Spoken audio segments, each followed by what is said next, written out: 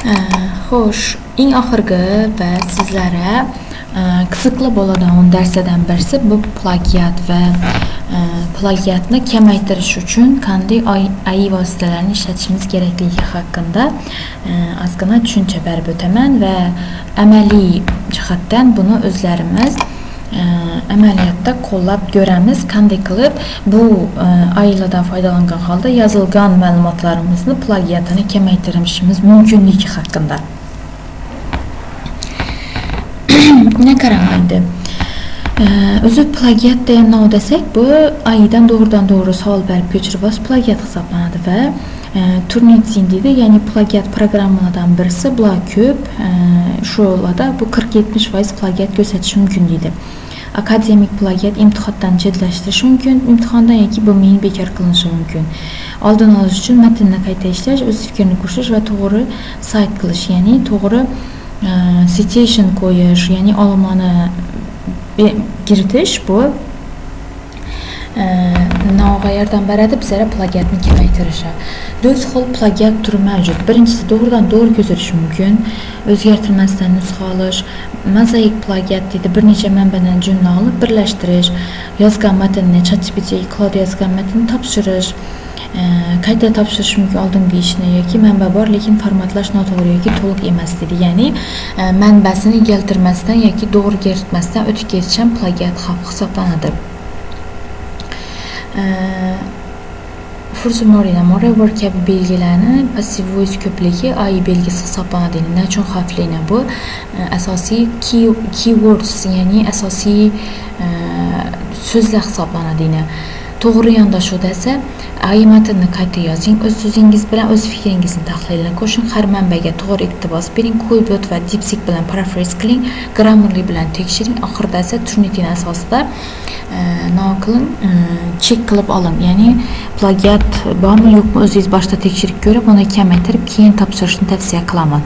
Xo'sh, endi qanday qilib bizda o'zi yozilgan matnimiz bor, plagiatga topshirdik va necha 50% to'g'ri yozilgan va 50% plagiat chiqdi. Endi shuni shart kamaytirishim mumkin degan savollar shu slaydlardan javob olasizlar. DeepSeek AI bu bize aytamiz ChatGPT, Cloud ya DeepSeek hammasi bir xil-ku, hammasi AI-ku, hammasi chat-ku degan fikr bilan ish yuritamiz, lekin odatda uni emas. ChatGPT sayoz fikrlashini, unga oddiy va tez javob olish uchun savol berishimiz tushunishimiz kerak. Cloud nasa writing yozishda, ilmiy manbalarni yozishda qo'llashimiz kerak, bir nechta fayllar bilan ishlashda qo'llash kerak va endi DeepSeek AI keladigan bo'lsak, akademik yozuv uchun ideal paraphrase ustasi sifatida qarashimiz kerak DeepSeek AI. Nechun? Bu bepul, birinchidan, ikkinchidan kuchli va akademik yozuv uchun ideal. Shu narsani bilgan holda bize aytdim-ku 50% original chiqdi, 50% plagiat chiqdi. Endi uni chatamiz deydigan bo'lsak, DeepSeek AI yordamida chatamiz görünüşünü, mazmunini o'zgartirmay, so'zlarini o'zgartirishimiz mumkin yoki güçlü akademik tilda yozish orqali uni paraphrase qilishimiz mumkin. Shu sababli ham plagiatni kamaytirish ustasi sifatida DeepSeek AI'ni sizlarga tavsiya qilaman. Bu asosan mutlaqo bepul, yaxshi paraphrase qiladi, akademik matn uslubini tushunadi, o'zbek tilida ham ishlaydi qisman, lekin ingliz tilida yaxshi ishlaydi. Juda uzun matnda sifat tushadi va ben talab qilish mumkin. VPN talab qilmaydi. Hozirgi versiyalarida juda uzun matnda sifat tushadi. Qisqa matnlarni kerakli yerini olib, kerakli yerini tashlab, shu yerni paraphrase qilish orqali natijaga erishishimiz mumkin hisoblanadi. Endi qaranglar, bu yerda AI bilan birga yozish texnikasi bor. Qaranglar. Paraphrase qilish. Rewrite this paragraph for me. Men uchun xat boshidan yozib ber deb yozmaslik kerak.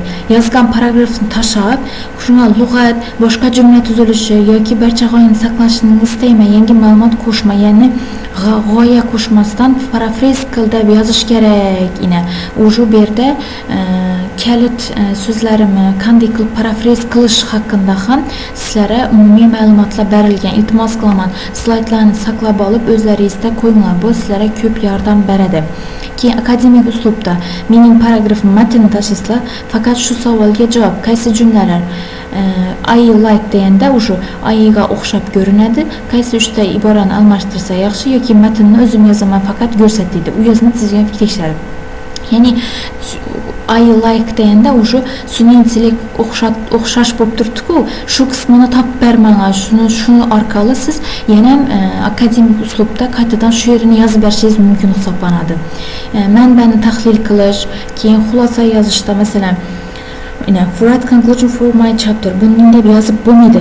Tadqiqotning topilmalarini tashab, buni oldingi nadam ko'rsatdim. Ayığa shu bir jumla uchun kengaytirib ber yoki xulosa ber deb qisman berishimiz mumkin savolni.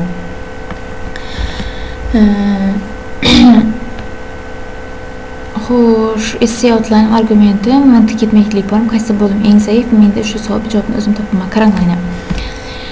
Fix my essay structure. Уже fix my essay structure desangizlar bu plagiat bo'ladi, lekin argument mantiqiy ketma-ketlik bormi? Savol berib, qaysi bo'lim eng zaif?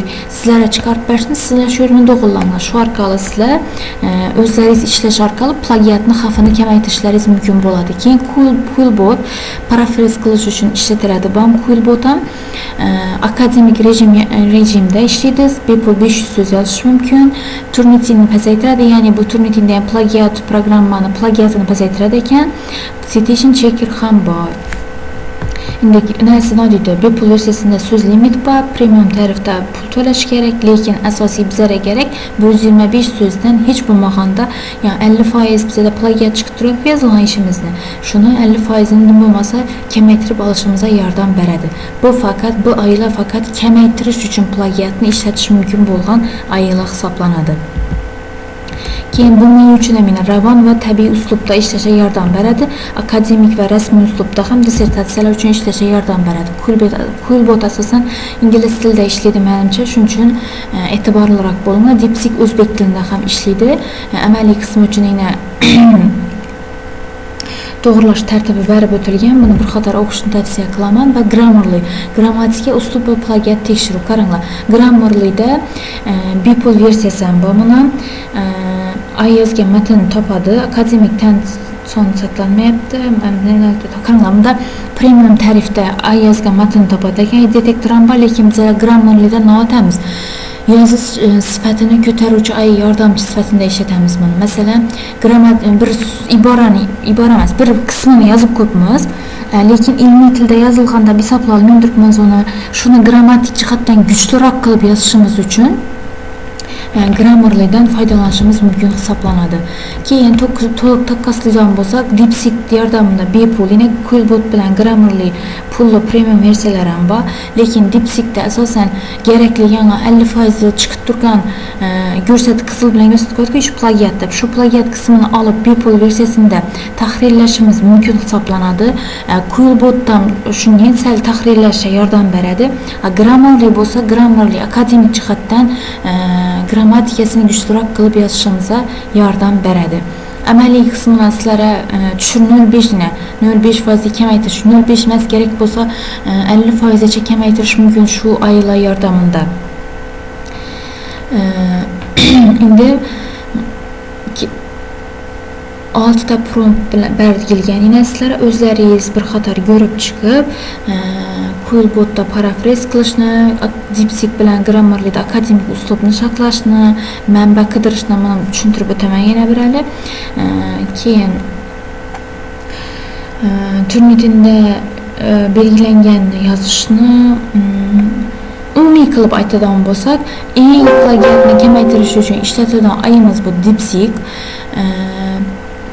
Keyin Quillbotga keladigan bo'lsak, akademik parafraz qilish uchun ishlatamiz Quillbotni.